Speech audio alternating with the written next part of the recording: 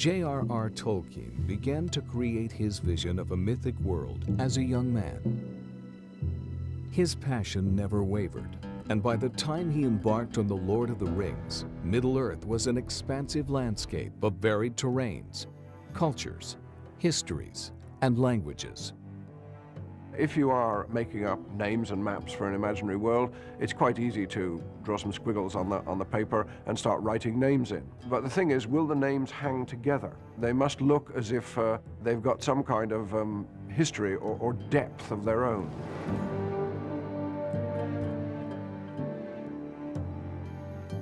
To Tolkien, the real world was in a way a more wonderful place than it is to most of us.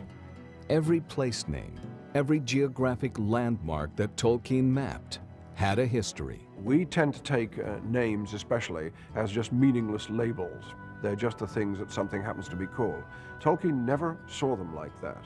He always saw them as something organic and which you could trace back to its origins.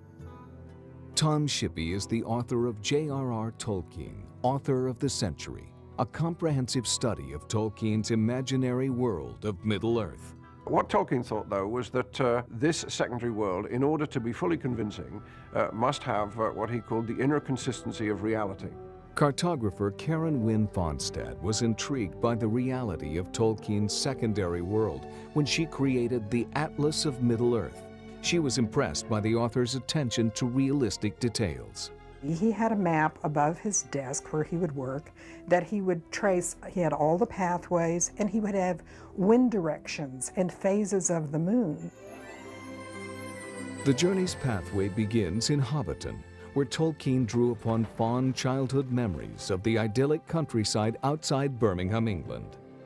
His Aunt Jane lived down a lane which they called Bag End, which of course became the Bag End of Bilbo Baggins. So actually he drew names like that for the Lord of the Rings, really from his own experience. Tolkien mined both history and language when he created Bree. Bree is a walled city, and this is another example of Tolkien adapting the primary world. Think of the walled hill cities that came out of medieval times in Europe. Bree, it's clearly based on a town in Buckinghamshire called Brill. But Brill is an interesting name because it clearly means Bree Hill. From Bree, Tolkien's story winds east to Weathertop, the highest of the Weather Hills. Weathertop, looks as if it just means, well, the hilltop, which is exposed to the weather.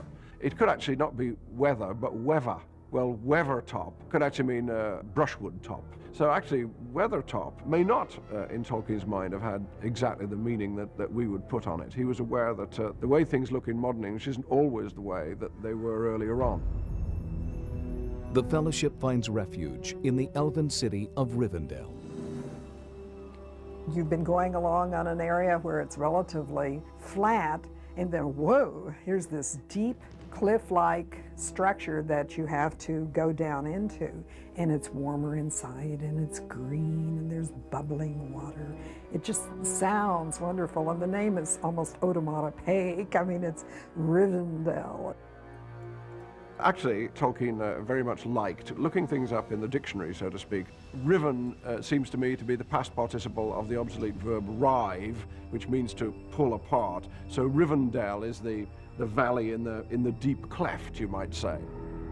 From Rivendell, the travelers cross the misty mountains via the underground dwarf kingdom, which Tolkien named Moria.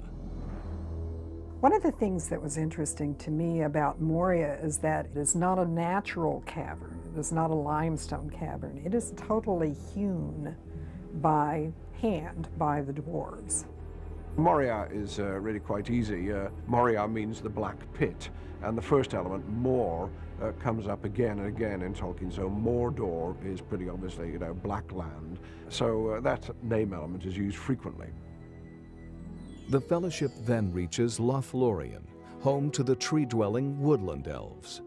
Lothlorien had a superimposed climate. They come out of the mountains from Moria, and they get to Lothlorien, and they feel cool breezes, but they can still sense the deep winter. Lothlorien is known in the common speech as the dream flower. It's the enchanted wood, which it is very difficult to get into and also very difficult to get out of. It's the place where the mallow trees grow and where the wood elves live in their flats high up in the branches.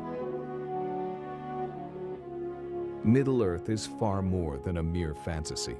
To Tolkien, it was a real world that drew from the depths of our culture and history. And it is that depth that has rung so true for generations past and present.